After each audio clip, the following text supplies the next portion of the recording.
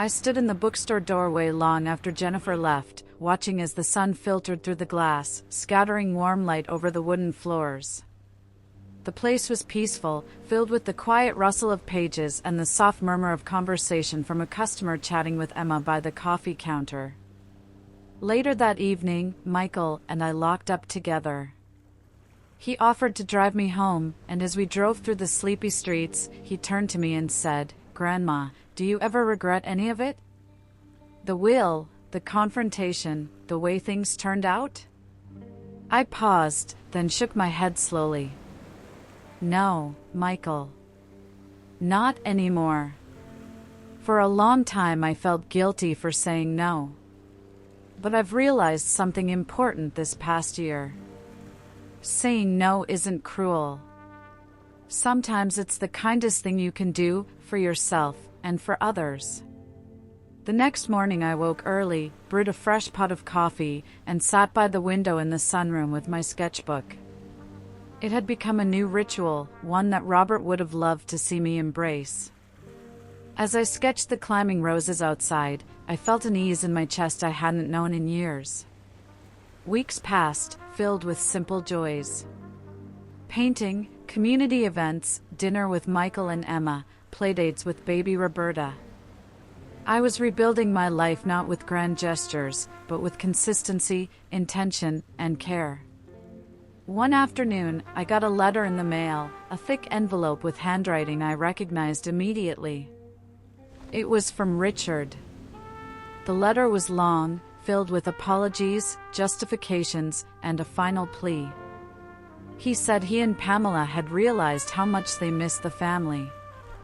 He didn't ask for money, at least not directly, but there were veiled mentions of a tough year and hoping we could talk soon. I folded the letter carefully, placed it back in the envelope, and tucked it in my desk drawer. I didn't respond. A month later, Jennifer invited me over for a small dinner. Mark grilled while Jennifer fed the baby and shared updates about her work. She was different now, more grounded, more present. I asked how things were with her parents. She sighed.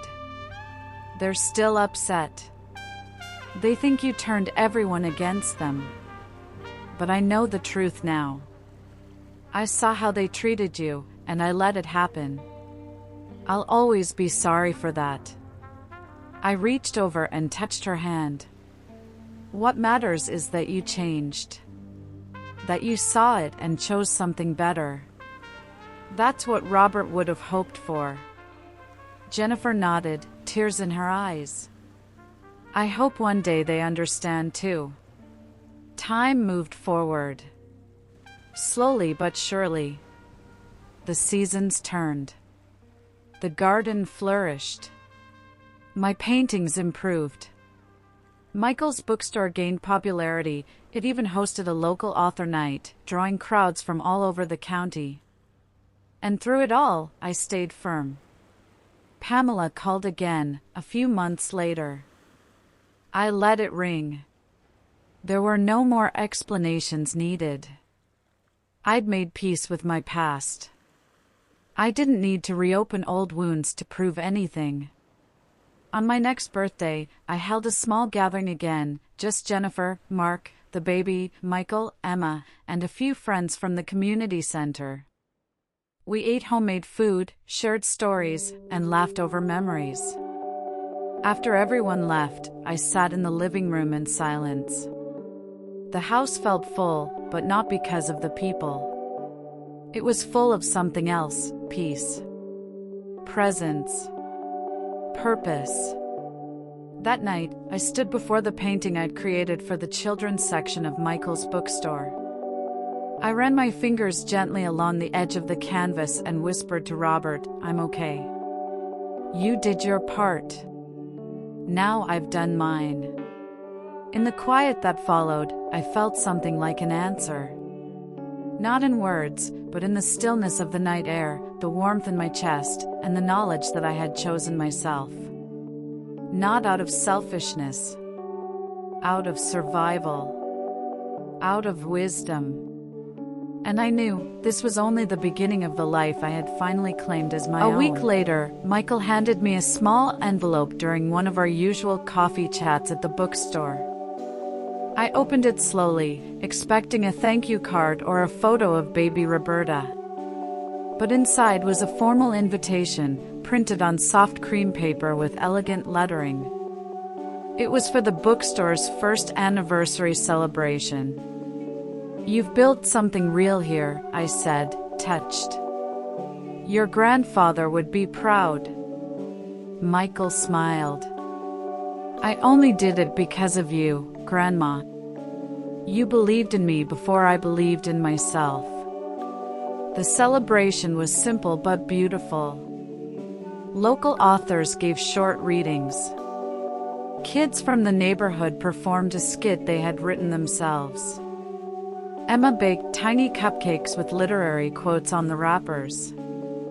I watched it all with quiet pride, grateful I had chosen to invest not just money, but love.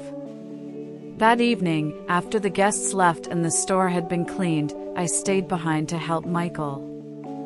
As we folded tablecloths, he turned to me and said, "Do you ever miss how it used to be?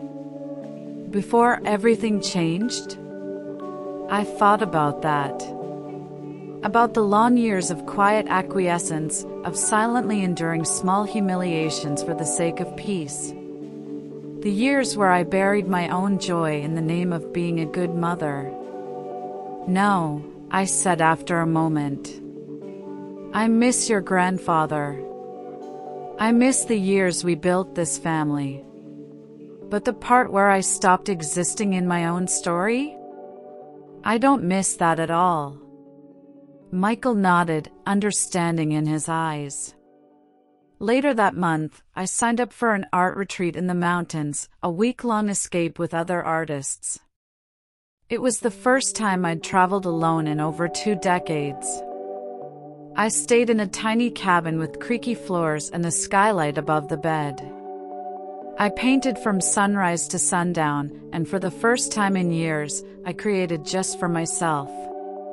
One of my watercolors, a misty lake at dawn, was selected for a regional gallery show. When I returned home and told Michael, he insisted on framing it and hanging it in the bookstore, right by the register. "You don't even have to price it," he said. "It just needs to be seen." Around that time, I got a letter from Claude, the kind man I'd met in Italy during my senior group trip. His letter was warm and thoughtful, filled with stories of his garden, his grandchildren, and a quiet hope that perhaps I might consider visiting Boston in the fall. I wrote back, smiling the whole time. It wasn't a new romance, not exactly. But it was something rare, a friendship growing into possibility. Fall arrived with golden trees and the scent of cinnamon in the air. The bookstore added a cozy reading corner with blankets and fall-scented candles. Jennifer started coming by more often with the baby. Roberta had begun teething, and Mark joked about how much sleep they'd lost. One evening, Jennifer lingered behind after Michael and Emma had left. The baby slept in her car seat on the floor, tiny breaths rising and falling peacefully. "I was wondering," Jennifer said hesitantly, "if maybe you'd consider watching her a few afternoons a week? Just until we figure out a better daycare plan." I was quiet for a long moment. Not because I didn't want to, but because I'd spent so long trying to balance others' needs with my own. And now, I had to ask myself honestly, would this add joy to my life? Or take something from it? When I finally answered, it was with a smile. Yes. I'd like that. But on my terms. No assumptions, no expectations. We make a schedule together. We respect each other's time. Jennifer nodded, eyes misting. Of course. I wouldn't have asked any other way. That evening, I held baby Roberta close, humming an old lullaby I used to sing to Richard when he was that small. The circle was closing in a new way, not out of obligation, but out of intention. That winter, Claude visited. He stayed in a guest suite at a local inn, respecting my space. We spent slow afternoons walking in the park, sipping hot cocoa, and laughing over the things we had both survived. One morning, he looked at me and said, "You're the strongest woman I've met."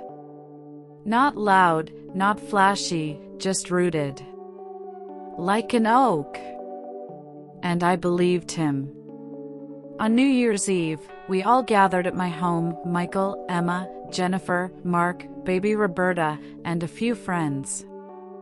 We had no resolutions this time, just reflections. At midnight, as fireworks cracked faintly in the distance, I looked around the room and felt something I hadn't felt in years. Wholeness. Not because everything was perfect, but because everything was honest. Later, as I climbed into bed, I glanced at the photograph of Robert on my nightstand. I whispered goodnight to him, and as I turned off the lamp, I smiled. I had lost a lot. But I had found myself. And that, I realized, was the greatest inheritance of all.